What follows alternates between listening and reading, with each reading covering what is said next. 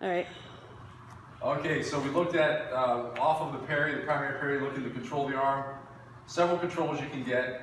And then here, I might, off of this, I could follow it into this Kimura, standing Kimura, where I could flex it, his shoulder down and his hand behind his back, his back. And I could stab him with his knife maybe, but I'm mainly going to bring him down. You can sometimes wrench someone over like this, and they'll fall, all right? But here again, you got to go right to dislocating that arm or disarming the knife, because he's going to hand it off to his other arm and start cutting him.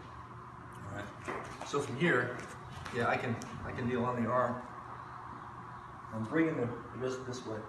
I can kneel on his face too if he wants to bite me. We also, again, just off of this here, I might be just controlling the elbow and the wrist and turn under. I'm doing this arm here or here. If I'm doing windmill parries, it might be here, turning it under. This one sometimes is hard to get, but if you do get it, it's very good. So I got the thumb here, I can rip that out, pull it clear of the knife, and I can eject it. Or I can bring him down to the ground.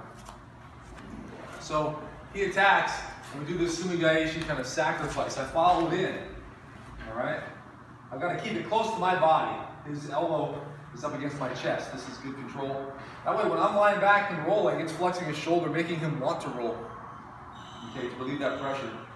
And Kimuras have a way of doing that. And so my right shin is going to go inside his upper right thigh as I lie back. So I kind of step in and sit down, kick up over, and I'm kicking my leg over my head. The other foot is staying on the mat. And I'll immediately follow it over. Now, I could go to north and south, but if I want to avoid kneeling and putting my groin and inner thigh near his face, I can just cover his chest and turn right to side control. Okay, so if I'm here with the Kimura, he straightens his arm, I can go straight against the elbow. He turns it further, I pull the arm out, I pin the wrist, my elbow's down on the ground against his neck. It fixes the distance between his wrist and his head. So his elbow is bent and I can come under, thumbs are out, and I get the Americana. Or I'll just pin it and start working on the knife. If I can't get the knife free, I'll hold it there and I'll start elbowing. Okay? This is about beating him up to get that knife out of his hand. All right? I might, while holding this, a different transition to mount. You wouldn't normally hold the wrist when you transition to mount, but this is a special case. I get the cross face, set my knee across, and now I'm mounted. And now I can hold this and I can bring it back and start hitting.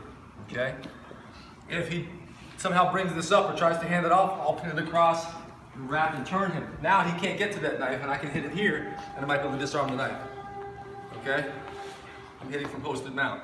I'm not going to turn over to back mount though. Alright? Because it's too hard to keep him from handing that knife off in this case. I'm hitting from here. If I want to go back to mount, I can lift up with this elbow. But I can stay here. This is a good bargaining position. I'm not going to go to, this is the other thing too, don't let habits, if you train in Jiu-Jitsu, don't go to the cross arm lock from here. I wouldn't, maybe you could disarm off of that. If I loosen it, yeah. I might be able to get it before he hands it off, and I can certainly disarm from here, but here again, he might bite me. You want to modify your cross arm lock, put the bottom of your shoe on his face and squeeze extra hard. You can still break his arm and he can bite at my shoe all he wants. It doesn't make as tight of a cross arm lock, but it means that it puts something acceptable near his face that you don't mind biting it. It's one modification. There's 50 ways to do the cross arm lock anyway.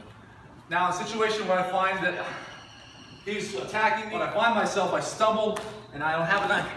I might have already been cut. Now, the bottom of my shoes, I'm trying to deflect and move, but if it gets closer, he stands over me, and here I gotta move my hips and my head. I might get a hold of this wrist.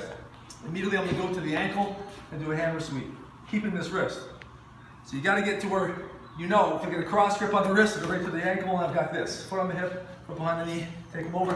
If this foot that was on the hip folds under me and I come up, I've got to pass. I'm gonna bring this knee across as I'm already pinning this. I'm gonna pass and then go right from side control, the same kind of Kimura position on the arm that I can possibly disarm. Okay, so looking at that again. I'm here, because he's gonna cut me on the legs and stuff, and I'm moving. Yeah, this is bad. All right. If I can put my foot on this hip and hold that wrist, I can also rear my hips back. Boom.